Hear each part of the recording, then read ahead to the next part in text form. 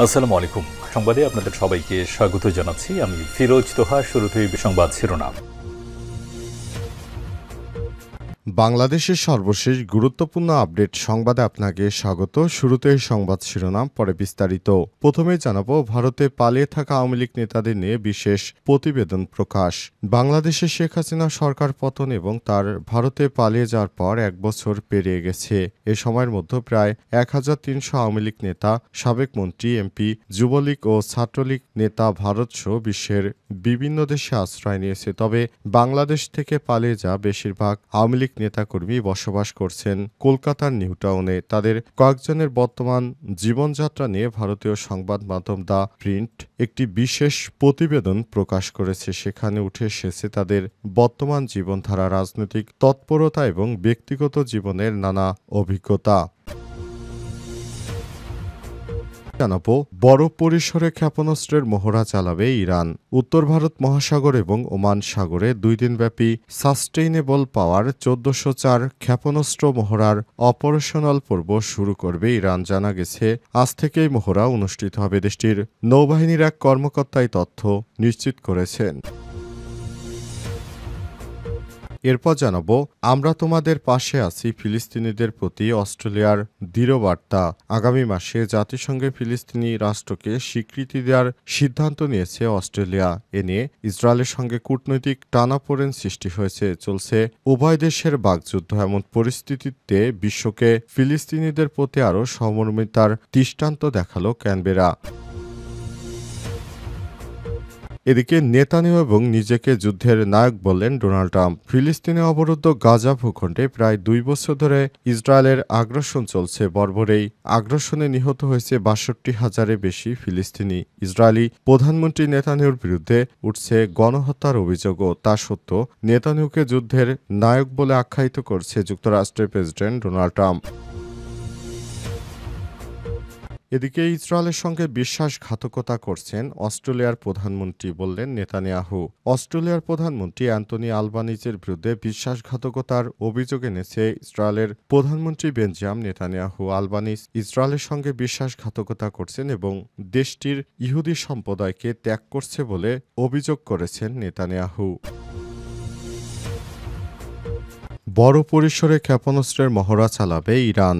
উত্তর ভারত মহাসাগর এবং ওমান সাগরে 2 দিনব্যাপী সাস্টেইনেবল পাওয়ার 1404 ক্ষেপণাস্ত্র মহড়ার অপারেশনাল পর্ব শুরু করবে ইরান। জানা গেছে, আজ এই মহড়া অনুষ্ঠিত হবে। দেশটির নৌবাহিনীর এক কর্মকর্তা এই তথ্য নিশ্চিত করেছেন। ইরানের আধা সরকারি বার্তা সংস্থা মেহেরের এক প্রতিবেদন জানিয়েছে, উত্তর ভারত মহাসাগর এবং ওমান সাগরে ভূপৃষ্ঠ এবং ভূগর্ভস্থ জাহাজ, বিমান ইউনিট, উপকূলীয় থেকে সমুদ্রে নিক্ষেপযোগ্য ক্ষেপণাস্ত্র, সামুদ্রিক ভিত্তিক ক্ষেপণাস্ত্র এবং ইলেকট্রিক যুদ্ধ ইউনিট অংশগ্রহণের মাধ্যমে 2 দিনব্যাপী এই মহড়া পরিচালিত হবে। ইরানের নৌবাহিনীর মুখপাত্র রিয়ার অ্যাডমিরাল আব্বাস হাসানি বলেছেন, দেশীয় দক্ষতার উপর নির্ভর করে শুরু হতে যাওয়া এই মহড়ার লক্ষ্য যুদ্ধ প্রস্তুতি এবং জনসাধারণের আস্থা বৃদ্ধি করা, কর্মক্ষম পরিকল্পনা এবং কমান্ডো নিয়ন্ত্রণ ক্ষমতা উন্নয়ন করা এবং প্রতিরোধ ক্ষমতা জোরদার করা। অস্ত্রশস্ত্র সম্পর্কে তিনি ব্যাখ্যা করেছেন, ভূপৃষ্ঠের জাহাজগুলোকে লক্ষ্যবস্তু এবং ধ্বংস করার জন্য স্বল্প, মাঝারি ও দীর্ঘপাল্লার বিস্তৃত পরিসরে নির্ভুল ক্রুজ ক্ষেপণাস্ত্র ব্যবহার করা হবে। এই মহড়াতে ড্রোন অভিযানও অন্তর্ভুক্ত থাকবে বলে জানা গেছে, যেটা ইরানের সামরিক প্রযুক্তিকে আরও অনন্য ধারায় নিয়ে যাবে এবং ইরান ভবিষ্যতে আরও শক্তিশালী অস্ত্র বানাতে সক্ষম হবে। ভোর থেকে গাজায় ইসরায়েলি হামলায় আরও 33 জনের মৃত্যু হয়েছে। ইসরায়েলি বাহিনীর হামলা এখনও গাজায় অব্যাহত রয়েছে। প্রতিদিন সেখানে অসংখ্য মানুষ মারা যাচ্ছে। ইসরায়েলের হামলায় প্রতিদিন গাজায় অসংখ্য মানুষের মৃত্যুর মিছিল আরও ভারী হচ্ছে। স্থল এবং আকাশপথে অভিযান চালিয়ে এসব অপারেশন পরিচালনা করছে আইডিএফের একটি হামলায় মারা যাচ্ছে তারা। এসব মানুষগুলো কেউ কেউ খাবার আনতে গিয়ে মারা যাচ্ছে, কেউ বা আবার তাদের তাঁবুতে থাকা অবস্থায় বিমান হামলায় মারা যাচ্ছে। অবস্থায় তারা দৌড়ে এখানে সেখানে পালাচ্ছে, কিন্তু কোনোভাবেই তারা বাঁচতে পারছে না, তাদেরকে বাঁচতে দেয়া হচ্ছে না। ইসরায়েলের সামরিক বাহিনী জানিয়েছে তারা কোনোভাবেই ফিলিস্তিনের অবরুদ্ধ গাজা উপত্যকায় সশস্ত্র বাহিনীকে বাঁচতে দেবে না। সশস্ত্র বাহিনীকে নিষ্ক্রিয় করার জন্য এই ধরনের অপারেশন শুরু করেছে। সব অপারেশনের ফলে প্রতিনিয়ত সেখানে অসংখ্য নিরীহ মানুষও মারা যাচ্ছে। বিশ্ব বিবেককে নাড়া দিলেও তারা অনেকেই যুদ্ধ বন্ধ করার জন্য বিভিন্নভাবে প্রচেষ্টা চালিয়ে যাচ্ছে। তবে শেষ পর্যন্ত এই যুদ্ধবিরতি এখনও কার্যকর হয়নি। মূলত এই যুদ্ধবিরতি কার্যকর হলে তাহলেই দুই দেশের মধ্যে আবার নতুন করে শান্তি শুরু হতে পারে। তবে এখন পর্যন্ত কোনো দ্বিরাষ্ট্রভিত্তিক সমাধান সামনে আসেনি, তাই এই ধরনের সমস্যা সমাধান খুবই জটিল প্রক্রিয়ার মধ্যে রয়ে গেছে।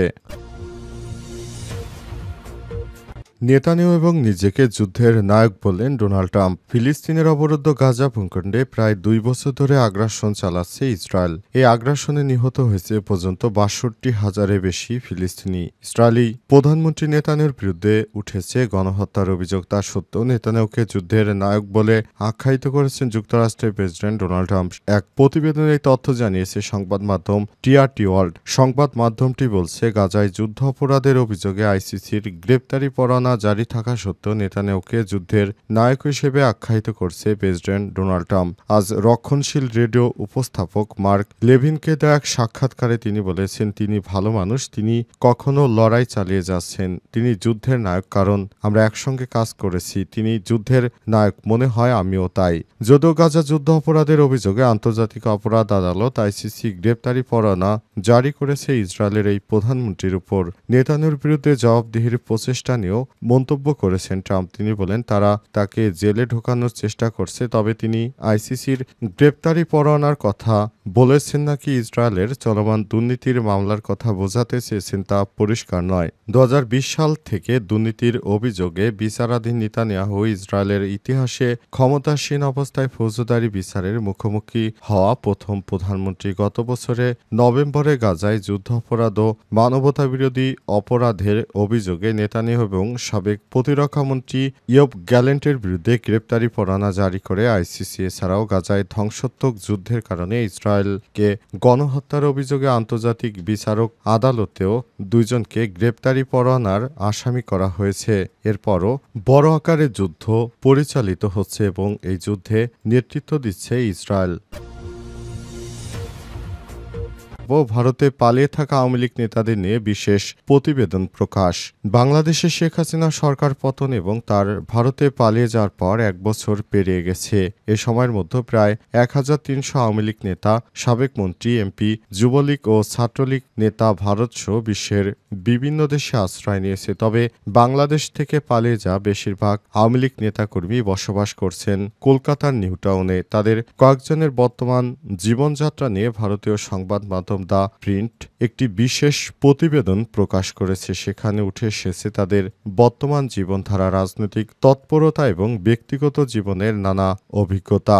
দ্য প্রিন্টের কাছে নিজের অভিজ্ঞতা বর্ণনা করেছেন সাবেক তথ্য সম্প্রচার প্রতিমন্ত্রী মোহাম্মদ এ আরাফাত। তিনি কলকাতা থেকে অনলাইনে প্রতিনিয়ত বাংলাদেশে থাকা নেতাকর্মীদের সঙ্গে যোগাযোগ রাখতেন। তার বক্তব্য হচ্ছে, শেখ হাসিনার ফিরে আসা এবং ইউনূস সরকারকে হটানো ছাড়া আর জীবনের কোনো লক্ষ্য তার নেই। তিনি বলেন, আমি দিনরাত শুধু এই চক্রান্ত নিয়েই ব্যস্ত থাকি। দ্য প্রিন্টকে আরাফাত জানিয়েছেন, আমি কিভাবে ইউনূস সরকারকে খেদাবো এবং শেখ হাসিনাকে আবার ক্ষমতায় বসাবো এটা নিয়েই ব্যস্ত থাকি। পরিকল্পনার অনলাইনে কনফারেন্স করি। পরিবারের সদস্যরা বাইরে থাকলে তিনি জানালেন, রাজনীতির বাইরে তার আর কোনো আলাদা ব্যস্ততা নেই। যা নিয়ে ব্যস্ত আছেন সাবেক স্বরাষ্ট্রমন্ত্রী আসাদুজ্জামান খান কামাল। বাংলাদেশের সাবেক স্বরাষ্ট্রমন্ত্রী আসাদুজ্জামান খান কামাল স্ত্রী ও মেয়েকে নিয়ে এখন নিউ টাউনের একটি ভাড়া ফ্ল্যাটে থাকেন। স্থানীয় সূত্র থেকে জানা গেছে, তিনি প্রায় দিল্লি যাতায়াত করেন। সেখানে উচ্চ পর্যায়ের বৈঠকেও অংশ নেন তিনি। তার ছেলে সাপি মুদাচ্ছির খান জ্যোতি গত বছর ঢাকায় গ্রেপ্তার হওয়ার পর থেকেই খান সতর্কতার সঙ্গে চলাফেরা করছেন। তিনি প্রায় সহকর্মীদের উদ্দেশ্য করে বলেছেন, আমরা এখানে আরাম করতে আসিনি, বেঁচে থাকা বা ভবিষ্যতে লড়াইয়ের প্রস্তুতি নেওয়ার জন্য এখানে আসছি। নিউ টাউনের নতুন জীবনযাত্রা, নিউ টাউনের আধুনিক আবাসিক ফ্ল্যাটগুলোই এখন এই পলাতক রাজনীতিকদের প্রধান আশ্রয়স্থল। তারা গোপনে সব কার্যালয়ে নানা রকম বিষয় নিয়ে আলাপ আলোচনা করছেন এবং কিভাবে শেখ হাসিনাকে ফেরানো যায় সেই চেষ্টা চালিয়ে যাচ্ছেন।